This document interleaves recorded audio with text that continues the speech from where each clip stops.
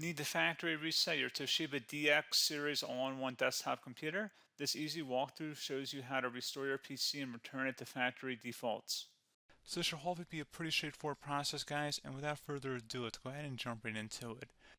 It's supposed to not delete your personal files.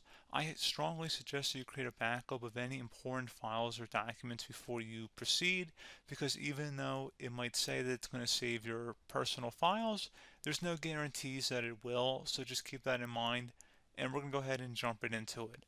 So we're going to go ahead and start by right-clicking on the Windows Start menu, and we're going to select the settings.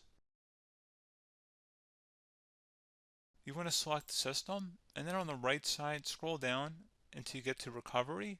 Reset Advanced Startup Previous Version of Windows. Go ahead and open that up. So we're going to start by going underneath Recovery Options, reset this PC.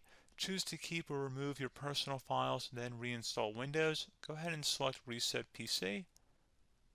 Underneath Choose an option, Keep My Files removes apps and settings but keeps your personal files. Now, like I said, there's no guarantee, but you still want to create a backup, but we are going to select that for today's tutorial here.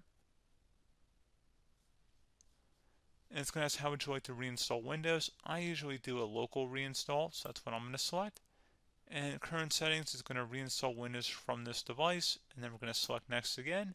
This shouldn't take too long here, guys. And resetting will change settings back to their default, keep personal files, reinstall Windows from this device, remove all apps and programs, and you can also view what apps will be removed. This will take some time and your PC will restart. These are the apps that will be removed, so take note of that. So you're definitely going to have to reinstall some stuff once it's done.